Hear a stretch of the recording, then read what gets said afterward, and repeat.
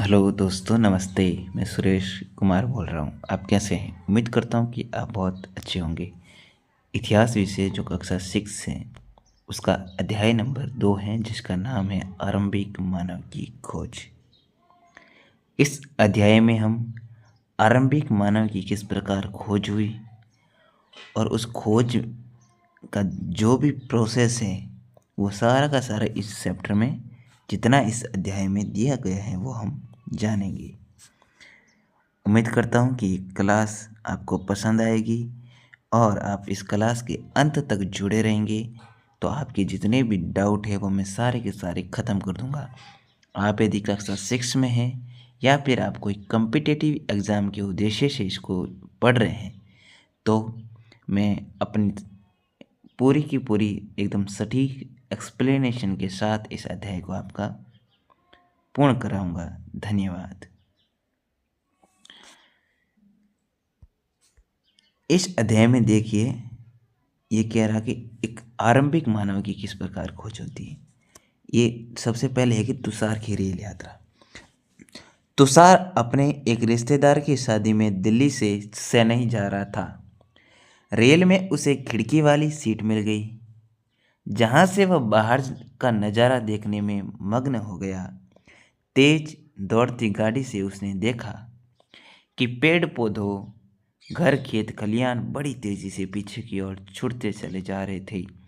तभी उसके चाचा ने उसके कंधे पर हाथ रखकर कहा, पता है, लोगों ने मात्र 150 साल पहले रेल से यात्रा करनी शुरू की थी। बस तो कुछ ही इसके दशक बाद आई है।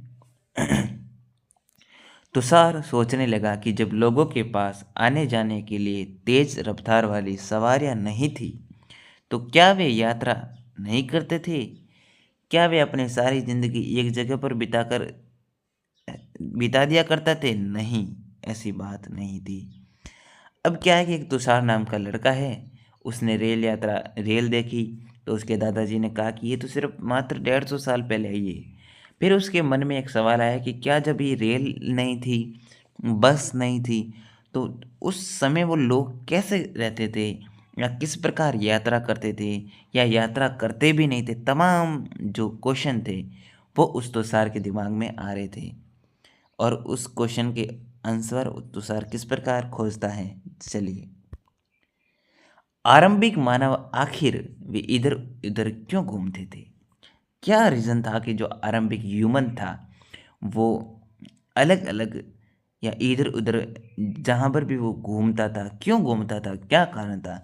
हम उन लोगों के बारे में जानते हैं जो इस उपमहाद्वीप में 20 लाख साल पहले रहा करते थे। आज हम उन्हें आकटक खाद्य संग्रह के नाम से जानते हैं।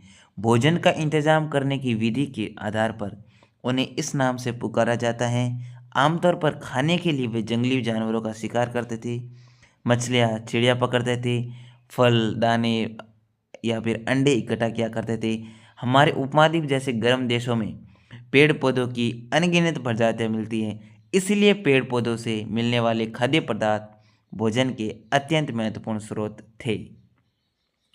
अब इसमें कह रहा है कि जो आरंभिक मानव था, जो हमारे जो हम हैं, हमारा जो ये हम हमारी जो पीढ़ी है, वो एक विकसित मानव के रूप में आज आई है। लेकिन ये सदा से ऐसे विकसित नहीं थी। इस पूरा का पूरा ये क्रम से जुड़ा हुआ है, और क्रम से ही आज हमें ये पूरा विकसित समाज बना है। तो पहले वो लोग क्या करते थे या उनका जीवन कैसे गुजारा होता था, तो कहता है कि अखेटक। अखेटक का मतलब होता है शिकार करना, अखेट करना।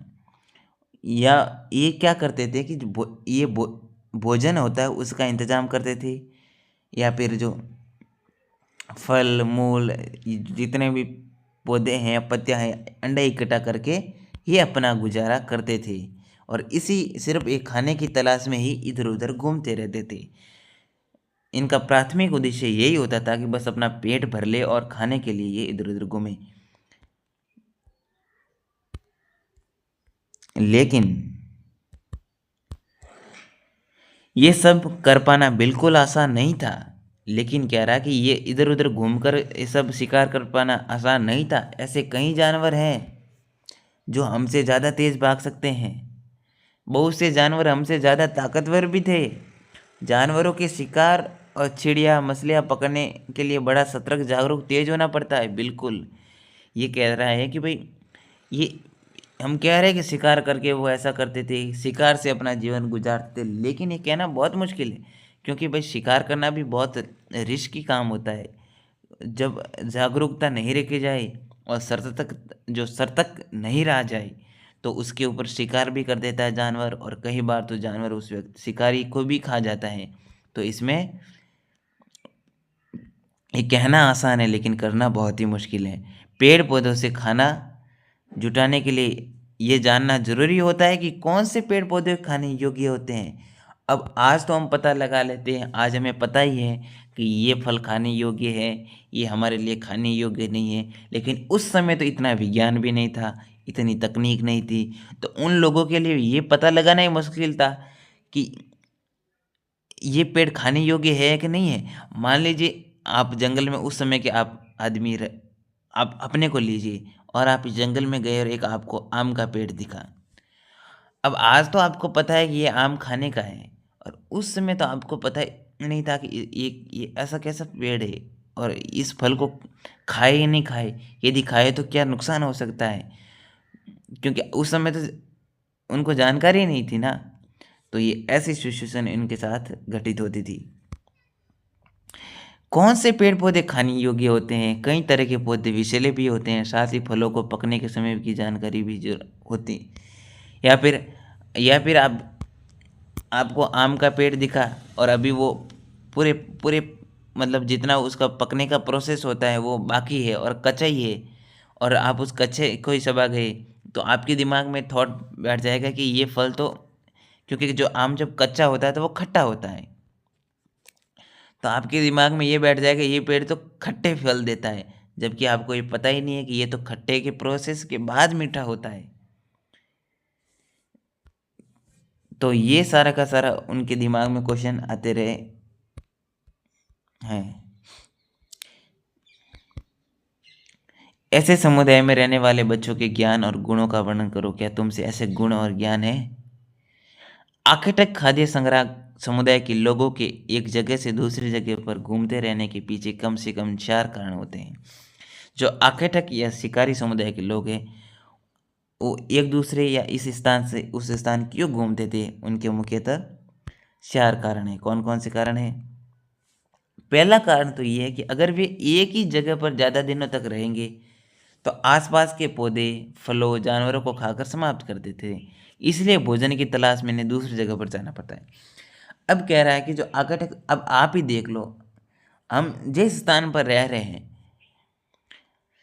वहाँ पर यदि जो भी फल का पेड़ है या जिस प्रकार के भी जो पेड़ हैं, उसके ऊपर यदि वो पेड़ सीमित मात्रा में फल दे रहा है, वहाँ से वो पेड़ है जो फल वाला वो सीमित है, लेकिन वहाँ पर रहने वाले लोग बहुत ज़्यादा हैं, तो उस एरिया में उस फल की कमी आ जाएगी, क्योंकि वो लोग तो उसको नष्ट कर देंगे, और फिर नष्ट होने के बाद वो एक स्थान से दूसरे स्थान पर जाते थे कि भाई यहाँ का नष्ट हो गया खान पान यहाँ पर, तो फिर वो अपनी दूसरी जगह यात्रा करते थे। दूसरा कारण ये है कि जानवर अपने शिकार के लिए या फिर हिरण और मवेशी अपना चारा ढूंढने के लिए एक जगह से दूसरी जगह जाया करते हैं, इसीलिए इन जानवरों का शिकार करने वाले लोग भी इनके पीछे पीछे जाया करते थे। अब ये कह रहा है कि देख लो, अब जानवर जो जंगलों में रहते हैं, वो जानवर का मतलब है घूमतू, जो घूमने वाले हैं। अब जानवर एक जगह पर तो ठहरेंगे नहीं। आज इस जंगल में है तो मान लीजिए 10 दिन जानवरों को इस जंगल में खाना अच्छे से मिल गया, उनको शिकार मिल गया। फिर इस जंगल से जानवरों ने क्या किया कि नज़दीकी 2-3 किलोमीटर कोई जंगल था, वहाँ पर चले गए। तो तो इस जंगल में जानवरों की कमी आ गई जो शिकार करने के लिए, तो ये भी यहाँ से इस एरिया से निकलकर इस एरिया में आ गई और यहाँ पर अपना बसाव कर लिया। तो टोटली यही कहा जा सकता है कि लोग शिकार के उद्देश्य से घूमते थे, या फिर उनका कोई दूसरा उद्देश्य आगे देखते हैं। कहाँ गया भाई?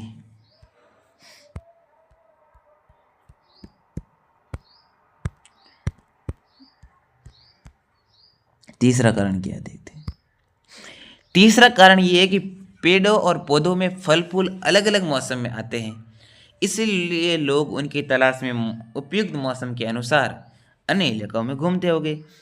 अब कह रहा है कि जो फल फ्रूट आते हैं उनकी जो जो मौसम होता है वो अलग अलग होता है। तो देख लो, गर्मी के मौसम में अलग प्रकार के फ्रूट आते हैं, जो सर्दी का मौसम है उसमें अलग प्रकार के फ्रूट आते हैं। तो उनके अलग अलग के कारण लोग एक स्थान से दूसरे स्थान पर घूमते थे। ये चौथा कारण ये है कि पानी के बिना किसी भी प्राणी या पेड़ पौधे का जीवित रहना संभव नहीं है। कह रहा है कि जो पानी है इसके बिना किसी भी पेड़ पौधे का जीवन संभव नहीं है। और ये बात हमें भी पता है कि जल ही क्या है, जीवन है। तो इसका मतलब ये है कि मेन कारण यही है कि पानी जहाँ पर अब लोग कहाँ पर रहेगा, जहाँ पर नदियाँ, झील, उनके लिए पानी की व्यवस्था सुदृढ़ होगी, वहीं बस्ती का बसाव करेंगे। तो इसी प्रकार हम देखते हैं कि हमारा जो उत्तर भारत है वहाँ पर नदियों का बसाव बहुत ज़्यादा है। गंगा नदी निकलती है और नदी अनेक प्रकार की सहायक नदियाँ आती हैं। तो वहीं पर सबसे पहले नगरीय बस्तियाँ विकसित हुई और लोग नगरों में वहाँ पर इकट्ठा होकर और धीरे धीरे एक कालखंड बनता गया और आज वही नगर महानगर बन गई और बड़ी बड़ी सिटियाँ बन गई, शहर बन गए। तो मेन कारण यही है। इसके अलावा लोग अपने नाते रिश्तेदारों या मित्रों से मिलने के लिए जाया करते थे। यह स्मरण रखना जरूरी है कि ये सभी लोग पैदल यात्रा किया करते थे। बिल्कुल समझ आ गया। तुम स्कूल कैसे जाते हो ये बताओ। तुम्हें अपने घर से स्कूल पैदल जाने में कितना समय लगता है? अगर तुम बस या साइकिल से जाओ तो स्कूल पहुंचने में कितना समय लगेगा? देखिए क्या कह रहा है। आरंभिक मानव के बारे में जानकारी कैसे मिलती है? पुरातत्वविदों को कुछ ऐसी वस्तुएं मिली जिनका निर्माण और उपयोग आखेटक खाद्य संग्रह किया करते थे। ये संभव है कि लोग अपने, ये देख लो, रुको इसमें मैं आपको समझाता हूँ। ये संभव है कि लोग अपने काम के लिए पत्थरों, लकड़ियाँ और हड्डियों के औजार बनाए हो। इनमें से पत्थरों के औजार आज भी बचे। अब आपके दिमाग में आ रहा होगा कि उस समय तो वो सारे सारे आर्किटेक्ट समुदाय, अभी तो लोग जीवित है नहीं, तो फिर इतिहासकारों को कैसे पता चल रहा है कि वो लोग शिकार करते थे या ऐसा करते थे? ये बातें इतिहासकारों को कहाँ से पता लगी? तो इसमें देखिए, आप ये कह रहा है कि देखिए ये जो क है, क्या कह रहा है, ये क इसकी बात कर रहा है। ये पत्थरों से बने प्राचीनतम औजार है। अब इतिहासकारों को ये पत्थरों से बना ये जो प्राचीनतम औजार मिला है, ये देख लो, इनसे पता लगा है कि अच्छा, इसका जो शिकारी समुदाय थे वो शिकार में यूज करते थे। फिर ख है, इन्हें कई हजार साल बाद बनाया गया। इन्हें और बाद में बनाया गया, इन्हें लगभग 10,000 साल पहले बनाया गया। और ये गुट्टी का प्राकृतिक पत्थर है। ठीक है, अब मैं इसके बारे में आपको बताता हूँ। अब देख लो, इसमें एक बहुत अच्छी बात है ये जो आपको याद रखनी चाहिए। घ कहाँ गया ये? अब इन्होंने कहा कि इन्हें लगभग 10,000 साल पहले बनाया गया। अब आपके दिमाग में एक सवाल आया कि भाई ये कैसे कह सकता है कि 10,000 साल पहले पहले बनाया गया? ये तो आना ही चाहिए क्वेश्चन तो दिमाग में ना। अब मेन कारण क्या है कि इनके पत्थरों का जो कालखंड होता है कि ये इतने वर्ष पुराना है, ये इतने, वो इतिहासकारों के पास एक विधि होती है जिस पर एग्जैक्ट कार्बन सी, ऐसा उसका कोई नाम है, कार्बन C40 ऐसी कोई तकनीक या कोई पत्ती के बारे में वो कहता है, उससे वो अध्ययन करता है उनका कालखंड पत्थरों का। तब एक अंदाज़ा लगता है कि अच्छा ये लगभग एग्जैक्ट नहीं आता कि उसी दिन का है, लेकिन लगभग वो अंदाज़ा निकल जाता है कि ये पत्थर उतना पुराना है, ये पत्थर उतना पुराना है, ये सारा का सारा पता लगता है।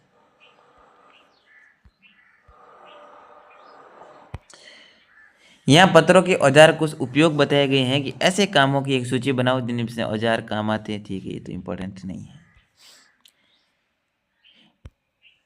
इनमें से कुछ औजारों का उपयोग फल फूल काटने, हड्डियाँ और मांस काटने तथा पेड़ों की छाल और जानवरों की खाल उतारने के लिए किया जाता था। कुछ के साथ हड्डियों या लकड़ियों के मुट्ठे लगाकर भाले और बाण जैसे हथियार बनाए जाते थे। कुछ औजारों से लकड़ियाँ काटी जाती थी। लकड़ियाँ का उपयोग ईंधन के साथ साथ झोपड़ियाँ और औजार बनाने के लिए भी किया जाता था। अब ये जो आपको औजार दिखाए गए हैं, इनको कह रहा है कि इन औजारों का प्रयोग ये जो जानवर होता है उसको शिकार करने के बाद उसकी खाल जो हटाने का काम होता है, वो उसमें इनका उपयोग किया करते थे। पत्थर के औजार पत्थर के औजारों का उपयोग बाएं इंसान के खाने योग्य जड़ों को खोदने के लिए किया जाता था और दाएं जानवरों की खाल से बने वस्त्र को सिलने के लिए किया जाता था। अब कुछ पेड़ ऐसे होते हैं जिनकी जो जड़ें होती हैं वो औषधि के रूप में या फिर खाने के उपयोग में की जाती हैं। तो ये जो पत्थर दिख रहा है आपको, ये इसका प्रयोग इंसान उसकी पत्थर की जड़ों को खोदने के लिए करते थे। और ये जो औजार दिख रहा है आपको, इसका प्रयोग जानवर की जो खाल होती है उसको मरने के बाद उसका जो ऊपरी चमड़ी होती है उसको उधेड़ने में इसका प्रयोग ये करते थे। चलिए आगे बढ़ते हैं। रहने की जगह निर्धारित करना। अब हमारे दिमाग में क्वेश्चन आता होगा कि जो आरंभिक मानव था वो रहने की जगह कैसे निर्धारित करता था। देखिए, लाल त्रिकोण वाले स्थान वे पुरास्थल हैं जहां पर आकटक खाद्य संग्रह के होने के प्रमाण मिले हैं। लाल त्रिकोण, ये आपको याद रखना है। लाल त्रिकोण वाला स्थान ये एक पुरास्थल है जहाँ पर जो शिकारी समुदाय हैं उनके संग्रह जो है उनके प्रणाम मिले। इनके अलावा भी कई स्थान पर आकटक खाद्य संग्रह रहते थे। मानचित्र में सिर्फ कुछ गिने चुने स्थान ही चिन्हित किए गए हैं और कई पुरास्थल नदियाँ और झीलों के किनारे पाए गए। चलिए आगे बढ़ते, देख लो कुछ महत्वपूर्ण पुरास्थल, इसके बारे में आपको समझाता हूँ। ये पूरा अपना भारत का मैप है। अब इसमें क्या कह रहा है, पूरा पाषाणिक स्थल, नवपाषाणिक, महापाषाणिक, आरंभिक गांव, आधुनिक नगर। ठीक है,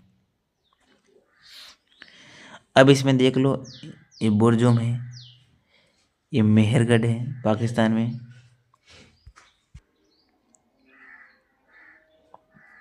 अब इसमें देख लो, ये बुर्जुम है, मेहरगढ़ है, ये भीमबेटका है मध्य प्रदेश में, ये नर्मदा नदी, ये ताप्ती नदी, ये मुंबई, इनामगाम, गोदावरी नदी, कृष्णा नदी, कुरनूल गुफाएं, ब्रह्मगिरी, कावेरी नदी, हुल्लूर, कोलकाता, गंगा नदी, चिरांद, कोल्डी हवा, महागढ़ा, भीमबेटका, दाहोजली, हैंडिंग, ये सारे स्थान हैं। ये मैं आपको इसीलिए बता रहा हूँ कि ये आपको याद नहीं करने, बस इनको देखना है। बस एक बार ऐसे, ये मेहरगढ़ है, ये बुर्जुम है, क्योंकि क्या होता है कि पेपर में क्वेश्चन पूछा जाता है कि भाई बुर्जुम किस राज्य में स्थित है, तो आपको सीधा दिमाग में क्लिक करेगा कि बुर्जुम अच्छा उत्तर में था, तो इसका मतलब जम्मू कश्मीर में होगा। भीमबेटका कहाँ है, तो यहाँ पर आपको पूरा पूरा पता, ये मध्य प्रदेश का इलाका है, तो आपको सीधा दिमाग में आएगा अच्छा मध्य प्रदेश में है। तो आपको इनको बस दिमाग में याद रखना है। ठीक है, आगे बढ़ते हैं। चूंकि पत्थर के उपकरण बहुत महत्वपूर्ण थे, इसीलिए लोग ऐसी जगह ढूंढते रहते थे जहाँ अच्छे पत्थर मिल सके। जहाँ लोग पत्थरों से औजार बनाते थे, उन स्थलों को उद्योग स्थल कहते हैं। ठीक है, समझ में आ गया होगा। अब आपके दिमाग में क्वेश्चन आता है, उद्योग स्थल क्या होता है? उद्योग स्थल का मतलब है कि चूंकि पत्थर के उपकरण बहुत महत्वपूर्ण थे, इसलिए लोग ऐसी जगह ढूंढते रहते थे जहाँ अच्छे पत्थर मिल सके। अब आपके दिमाग में क्वेश्चन आता होगा कि जो पत्थर थे ना, उनके उनके लिए बहुत उपयोगी थे, और वो लोग क्या करते थे कि जहाँ पर अच्छे जो गुणवत्ता का पत्थर होता है वो मिलता, वहाँ पर लोग अच्छा, वहाँ पर बचाव करने का अधिक प्रयास करते हैं। क्योंकि जब अच्छी क्वालिटी का पत्थर मिलेगा तो उनसे धारदार हथियार बन जाएगा, और उसी हथियार का प्रयोग वो शिकार में कर लेंगे, है ना? ये आपको समझ में आ गया होगा। हमें इन उद्योग स्थलों के बारे में जानकारी कैसे मिलती है? आमतौर पर हमें ऐसी जगहों पर पत्थर के बड़े बड़े टुकड़े मिलते हैं और ऐसे उपकरण मिलते हैं जिन्हें लोग इन स्थलों पर छोड़ गए हैं क्योंकि वे ठीक नहीं बने होंगे। साथ ही वे औजार बनाने के बाद पत्थरों के टूटे फूटे टुकड़े भी इन स्थलों पर मिलते हैं। कभी कभी लोग इन स्थलों पर कुछ ज़्यादा समय तक रहा करते थे। ऐसे स्थलों को आवासीय उद्योग स्थल कहते हैं। अब हमारे दिमाग में क्वेश्चन आया कि भाई हम कह रहे हैं कि यहाँ पर ये उद्योग स्थल था, तो हमें इनकी जानकारी कैसे मिली? तो देखो क्या होगा कि मान लीजिए ये एरिया है, यहाँ पर आपने 10 साल रहे, यहाँ पर आपने औजार बनाए, हथियार बनाए, तो कभी न कभी तो ऐसी स्थिति रही होगी, या तो आपका हथियार या औजार गुम गया होगा, जो आपको ढूंढने पर भी नहीं मिला होगा, या फिर कहीं ज़मीन में वो फिर नहीं मिलने के कारण आपने उसे ढूंढना बंद कर दिया, लेकिन जब खुदाई हुई तो इतिहासकारों को मिल गया, है ना? तो यही तो हुआ है। और या फिर ऐसे हो सकता है कि आपने जो हथियार बनाए, तो मान लीजिए एक आपको एक बड़ा हथियार बनाना था, और बड़े हथियार बनाने के कारण उसे आप जिस रूप उस हथियार को देना था, देते देते या तो आपसे कुछ मिस्टेक हो गई या गलती हो गई, जिससे वो उस हथियार को वो रूप नहीं दे पाए, तो इसके कारण वो हथियार पूरा का पूरा बेकार हो गया, और आपने उसे खराब होने के कारण वहीं छोड़ दिया, कि आपने उसके निर्माण करना बंद कर दिया। तो इस कारण वो हथियार वहीं छूट गया, और आज वो इतिहासकारों को मिल गए। तो इसका मतलब है कि इस प्रकार इतिहासकारों ने उनका पता लगा लिया। भीमबेटका आधुनिक मध्य प्रदेश, जो भीमबेटका है, जो आज का आधुनिक मध्य प्रदेश है, वहाँ पर स्थित है। आवासीय पुरास्थल उन्हें कहते हैं जहाँ लोग रहा करते थे। इनमें गुफाएं, कंदराव जैसे बहुत स्थल होते हैं जिन्हें यहाँ दर्शाया गया है। लोग इन गुफाओं में इसलिए रहते थे क्योंकि यहाँ उन्हें बारिश, धूप, हवाओं से राहत मिलती थी। ऐसे प्राकृतिक गुफाएं विंध्य और दक्कन के पर्वतीय इलाकों में मिलती हैं, जो नर्मदा घाटी के पास हैं। क्या तुम बता सकते हो कि रहने के लिए लोगों को क्यों जगह सुनी होगी? अब भीमबेटका है, जो आज का आधुनिक मध्य प्रदेश है, वहाँ पर एक स्थल है। ये आवासीय पुरास्थल था। आवासीय पुरास्थल इसका मतलब होता है कि वहाँ पर लोग, ये भीमबेटका में जो जो प्राचीन लोग थे वो यहाँ पर रहते थे, और इस गुफा में विभिन्न प्रकार की चित्रकलाएं मिली हैं, और कंदराव जैसे स्थल होते थे जिन्हें यहाँ दर्शाया गया। लोग इन गुफाओं में इसलिए रहते थे क्योंकि यहाँ उन्हें बारिश और धूप और हवाओं से राहत मिलती थी। और प्राकृतिक गुफाएं विंध्य और दक्कन के पर्वतीय इलाकों में मिलती हैं, जो नर्मदा नदी घाटी के पास है। अब इतिहासकारों को एक गुफाएं मिली है कंदराओं की, भीमबेटकाओं की, जो क्योंकि लोग यहाँ पर इसलिए बसाव करते थे कि उन्हें यहाँ पर बारिश या जो प्राकृतिक आपदा के समय यहाँ पर इन्हें सुरक्षा से ये यहाँ पर रह सकते थे, इसलिए इन्होंने यहाँ पर बसा बसाव किया। ये देख लो, ये गुफा है पूरी की पूरी।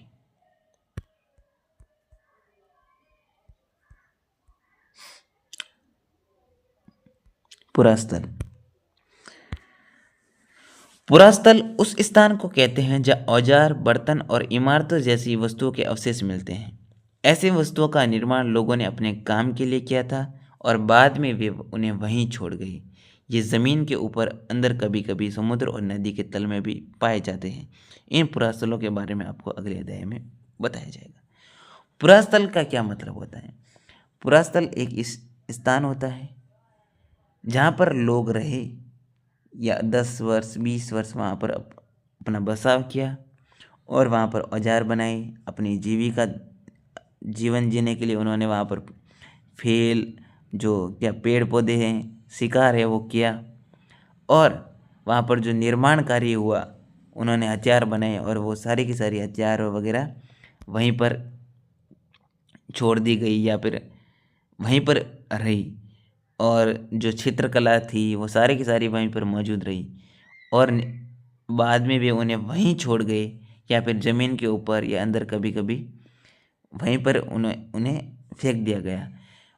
और कभी कभी क्या होता है कि जो समुद्र और नदी के तल में भी जो पुरास्थल मिल जाते हैं, क्योंकि जिस समय वो रहते थे तो वहाँ पर तो समतल था मैदान, लेकिन फिर प्राकृतिक रूप से वहाँ पर नदियाँ आ गई और पानी का भराव हो गया, तो वो पुरास्थल क्या था उस पानी में दब गया और वो पानी के अंदर आ गया। तो कभी कभी इतिहासकारों को पानी में भी समुद्र में भी पुरास्थल मिलते हैं। पुरास्थल एक स्थान होता है जहाँ पर जो पूरा मानव थे या जो प्राचीन मानव थे वो रहा करते थे। पाषाण औजारों का निर्माण। पाषाण उपकरणों को प्राय दो तरीकों में बनाया जाता था। पत्थर से पत्थर को टकराना। अब हमारे दिमाग में आएगा कि भाई ये औजार बनाते कैसे थे, क्या कौन सा प्रोसेस था इनके औजार को बनाने का, ये क्वेश्चन हमारे दिमाग में आना चाहिए भाई। अब ये आया तो ये क्या करते थे कि जो पत्थर से पत्थर को टकराना, मतलब एक पत्थर ले लिया और ये दूसरा पत्थर है, इनको आपस में घर्षण करेंगे, और जब इनको घर्षण करेंगे तो मान लीजिए इस पत्थर की इस वाली सतह पर इनको घर्षण करना है, तो ये क्या करेंगे, एक पत्थर ये लेंगे और इसको आपस में टकराएंगे, जिससे ये सतह और ये सतह समतल हो जाएगी। इस प्रकार ये इनका प्रयोग करते थे। यानी जिस पत्थर से कोई औजार बनाना होता उसे एक हाथ में लिया जाता था और दूसरे हाथ से एक पत्थर का हथौड़ी जैसा इस्तेमाल होता था। इस तरह आघात का मतलब होता है उसके ऊपर लगातार एक ही जगह पर फोर्स लगाना, वो है आघात करने वाले पत्थर से दूसरे पत्थर पर तब तक सल्क निकाले जाते थे तब तक वंचित आकार वाला उपकरण बन जाए। उम्मीद करता हूँ कि आपको ये समझ में आ गया है। दूसरे तरीकों को दबाव सल्क तकनीक कहा जाता है। देखिए, पहली तकनीक तो थी आघात बल औजार निर्माण की, और दूसरी तकनीक है दबाव सल्क तकनीक।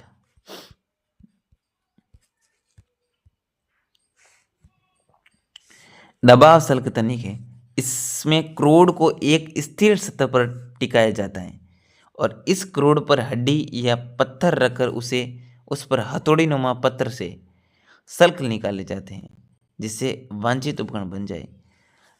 मतलब दबाव सल्क जो सल्क तकनीक है उसमें क्या किया जाता है कि एक पत्थर रख दिया, उस पर लगातार हथौड़ी से उसको दबाव दिया जाएगा, और जैसा इस हथियार को रूप देना है तो उस हथौड़ी से मारते मारते मारते मारते उसका वो रूप आ जाएगा। आग की खोज। अब हमारे दिमाग में आएगा कि अग्नि की खोज कैसे हुई। मानचित्र 2 में कुरुनूल गुफा ढूंढो या राख के अवशेष मिले हैं। जो कुरुनूल की गुफाएं हैं वहाँ पर क्या हुआ कि जो राख के अवशेष मिले हैं, इसका मतलब है कि आरंभिक लोग आग जलाना तो सीख गए थे। आग का इस्तेमाल कई कार्यों के लिए किया गया होगा, जैसे कि प्रकाश के लिए, मांस पकाने के लिए, खतरनाक जानवरों को दूर भगाने के लिए। अब कुरनूल की गुफा से उन्हें कुछ राख मिली है, तो इसका मतलब इतिहासकारों ने अंदाजा लगाया कि वो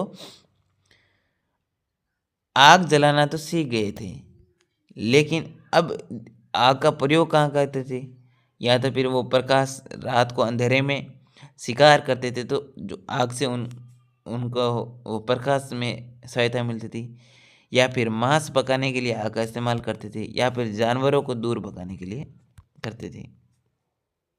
बदलती जलवायु। बदलती जलवायु का मतलब है कि लगभग 12,000 साल पहले दुनिया की जलवायु में बड़े बदलाव आए और गर्मी बढ़ने लगी। इसके परिणाम स्वरूप कई क्षेत्रों में घास वाले मैदान बनने लगे।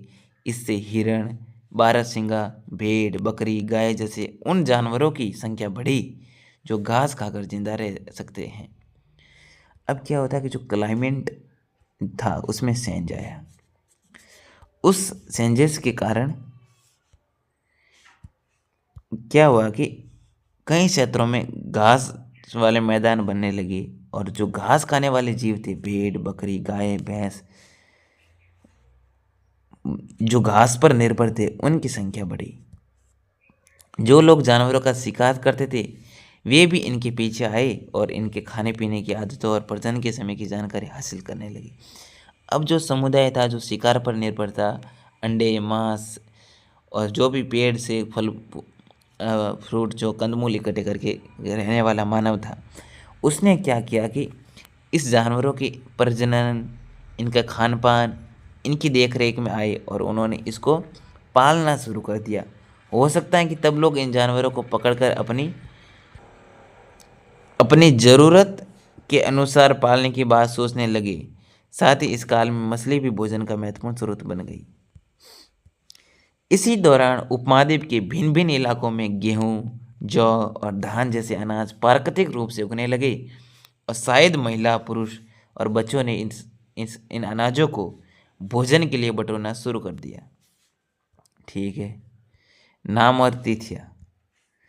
अब जो नेम और डेट है, इसका क्या, हम जिस काल के बारे में पढ़ रहे हैं, पुरातत्वविदों ने उनके बड़े बड़े नाम रखे हैं। आरंभिक काल को वे पुरापाषाण काल कहते हैं और ये दो शब्दों यानी पुरा यानी प्राचीन, पाषाण यानी पत्थर से बना है। ये नाम पुरास्थलों से पत्थर के औजारों को महत्व को बताता है। पुरापाषाण काल 20 लाख, यह तिथि आपको याद रखनी है, 20 लाख साल पहले से 12,000 साल पहले के दौरान माना जाता है। इस काल को भी 3 भागों में विभाजित किया गया है: आरंभिक, मध्य, उत्तर पाषाण युग। मानव इतिहास की लगभग 99% कहानी इसी काल के दौरान घटित हुई।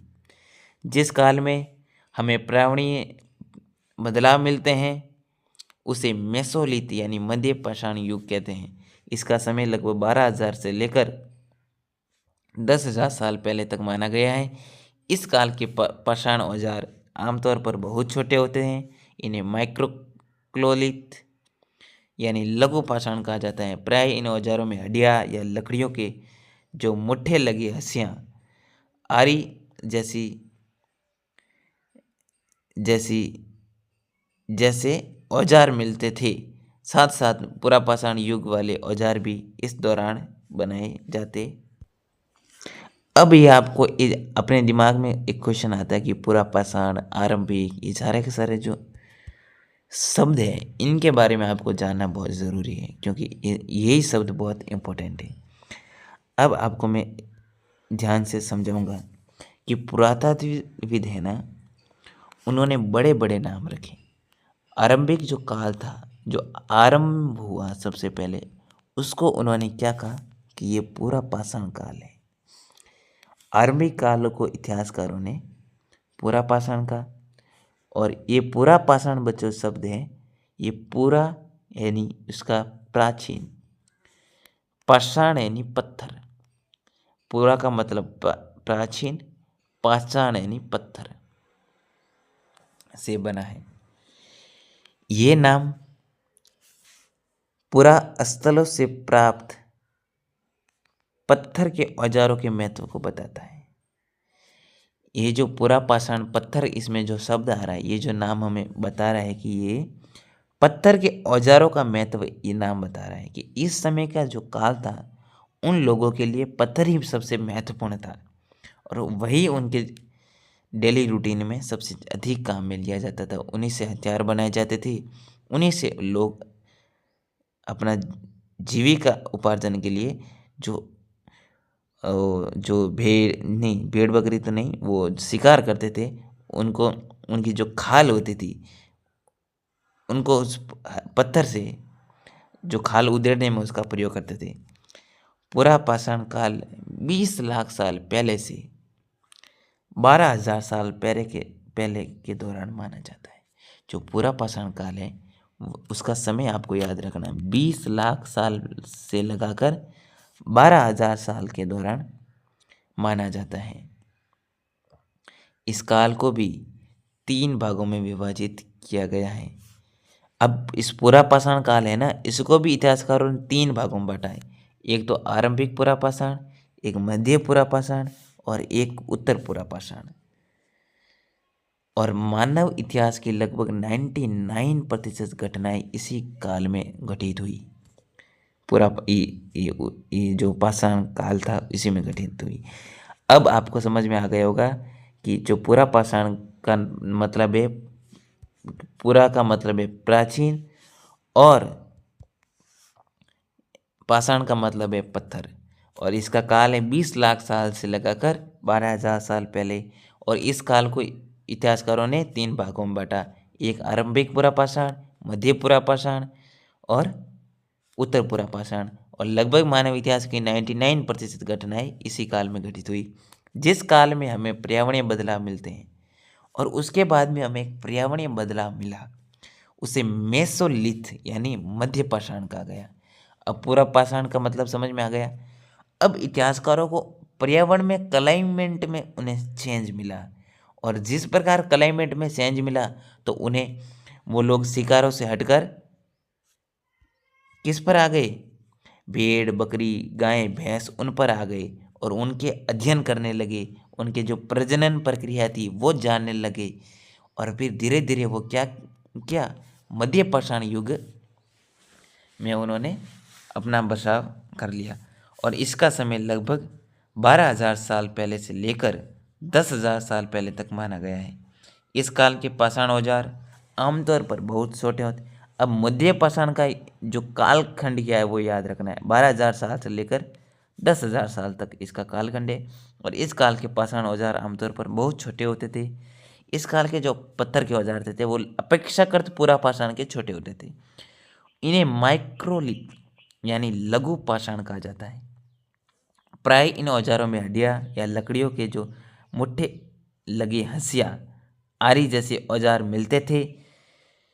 पूरा पाषाण युग वाले औजार भी इस दौरान बनाए जाते थे। उम्मीद करता हूँ कि आपको समझ में आ गया होगा। अब यहाँ पर देखिए, अगले युग की शुरुआत लगभग 10,000 साल पहले से होती है, नव पाषाण युग कहा जाता है।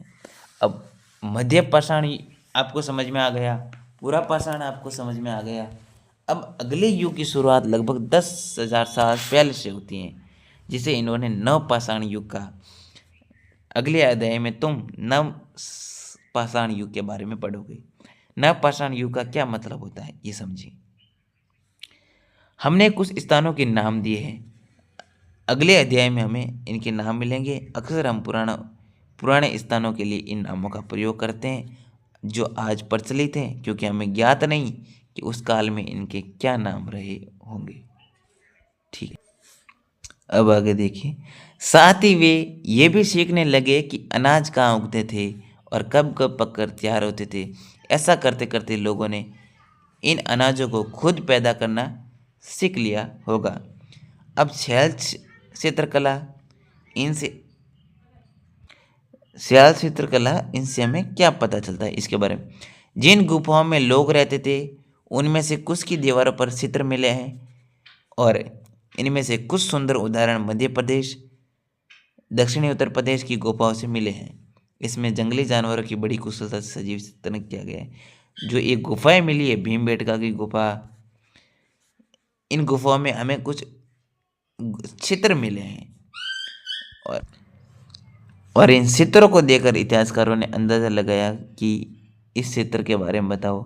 देख लो, अब देख लो, ये एक चित्र है। अब देख लो, ये जानवर जा रहा है और ये एक आदमी इसके पीछे धूम दबाए भाग रहा है। इसका मतलब ये चित्र इन्होंने गुफा पर क्यों बनाया? ये जो इस व्यक्ति ने क्रिएट किया है उस गुफा पर, ये इसका मतलब क्या होता है? या तो ये हो सकता है कि जब रात को इन शिकारियों का समुदाय गुफा में एकत्रित होता है, कि मान लो इस गुफा में पूरे शिकारी परिवार था, वो रात को आ गए और वो उस गुफा पर चित्र बनाया और ये आदमी पीछे भाग रहा है। तो इसका मतलब या तो उन्हें ये शिकार होगा कि देखो ये जानवर जब ऐसे भागता है तो तुम इसके पीछे ऐसे भागो, और जब ये जैसे जैसे ये भागेगा तो तुम इसके पीछे भागते जाओ और एक आदमी यहाँ खड़ा रहो, और क्योंकि ये तेज़ी से भागते हुए सीधा तुम्हारे पास आएगा और तुम यहाँ से इसके ऊपर अटैक कर दो और मैं इसके पीछे पीछे भागता आऊँगा। तो या तो ये हो सकता है कि ये अपने जो पुत्र या पुत्रियाँ होते थे उनको शिकार की योजना बताते सिखाने के लिए इस चित्र का निर्माण गुफा में कराया होगा, है ना? तो ये कारण हो सकता है। और या फिर ये चित्र इन्होंने कोई इनकी जो कला या प्रदर्शन करने के लिए, कि अपने अपने शिकारी जो समुदाय थे उनमें कंपटीशन था कि हमारी चित्रकला में ये अच्छी है, या वो जो दूसरे शिकारी समुदाय थे ये कहते हैं कि हमारी चित्रकला अच्छी है, तो अपने आप में ये compete करते थे, या ये हो सकता है। कौन क्या करता था इसके बारे में देख लेते हैं। कौन क्या करता था? हमने पढ़ा कि आरंभिक लोग शिकार तथा फल मूल का संग्रह किया करते थे। वे पत्थरों के औजार और गुफाओं में चित्र बनाते थे। क्या हमें ऐसे साक्ष्य मिलते हैं जिनसे पता चल जाए कि महिलाएं शिकार करती थी, या पुरुष औजार बनाते थे, या फिर महिलाएं चित्रकारी करती थी, पुरुष फल फूल या इकट्ठा करते थे? वास्तव में हमें इसका ज्ञान नहीं है, लेकिन दो बातें हो सकती हैं। महिला और पुरुष दोनों ने मिलकर कई काम एक साथ किया होगा। ये संभव है कि कुछ तरह के काम केवल महिलाएं करती थी और कुछ केवल पुरुष। इसके अलावा उपमहाद्वीप के अलग अलग क्षेत्रों में अलग अलग परंपराएं रही होगी। ये आपको समझ में आ गया होगा, नॉर्मल सी बात है। भारत में चतुर्मुर्ग, ये आपको याद रखना है। भारत में चतुर्मुर्ग क्या है? भारत में पूरा पाषाण युग के दौरान चतुर्मुर्ग होते थे। भारत में जो पूरा पाषाण युग था, पूरा पाषाण का मतलब है, पूरा का मतलब है प्राचीन, पाषाण का मतलब है क्या? पत्थर। और इसका काल क्या बताया था? 20 लाख से लेकर 12,000 वर्ष तक इसका कालखंड था। फिर इसको 3 भागों में बांटा था: उत्तर पूरा पाषाण, मध्य, और एक था आधुनिक। ये 3 भागों में से बांटा गया था। अब आगे बढ़ते हैं। ये क्या है? मुस्की का सूक्ष्म निरीक्षण। इसमें क्या है? इसमें तो कई प्रकार के औजार मिले थे। ये संभवतः आवास और उद्योग स्तर रहे होंगे। कुछ छोटे पुरास्थलों में भी औजार के बनाए जाने के परिणाम मिले हैं। इनमें से कुछ पुरास्थल झरनों के निकट थे। अधिकांश औजार चूना पत्थरों से बनाए जाते थे। ठीक है, ये आपको समझ में आ गया होगा।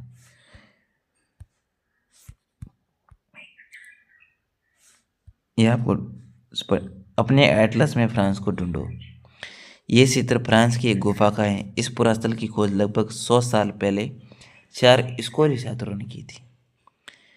इस तरह के चित्र लगभग 20,000 साल से लेकर 10,000 साल पहले के बीच बनाए गए होंगे।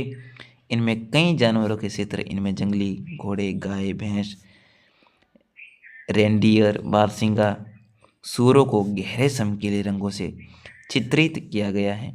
इन रंगों को लोहा, चारकोल जैसे खनिज पदार्थों से बनाया जाता था। ये संभव है कि इन चित्रों में को उत्सव के अवसर पर बनाया जाता था, या फिर इन्हें शिकारियों द्वारा शिकार पर निकलने से पहले कुछ अनुष्ठानों के लिए बनाया गया होगा। ये कह रहा है कि ये फ्रांस की एक गुफा का चित्र है। लगभग 100 साल पहले क्या हुआ था कि 4 स्कूली छात्र थे, उन्होंने इसे खोजा। उन्होंने इसे खोजा। उस खोज के दौरान उन्होंने कहा कि या तो इसको अनुष्ठान के लिए बनाया होगा या फिर इन क्षेत्रों को उत्सव के लिए बनाया होगा। उन्होंने विभिन्न प्रकार की अपने अपने विवेक के अनुसार इसके ऊपर बातें कही। अब उपयोगी शब्द क्या है इस चैप्टर में? पूरा स्थल, उद्योग स्थल, आवास स्थल, पूरा पाषाण, मध्य पाषाण, लघु पाषाण। ये तो समझने की जरूरत नहीं। ये तिथि आपको याद रखनी है। मध्य पाषाण युग 12,000 से लेकर 10,000 साल पहले। नव पाषाण युग आरंभ 10,000 साल से पहले। ठीक है।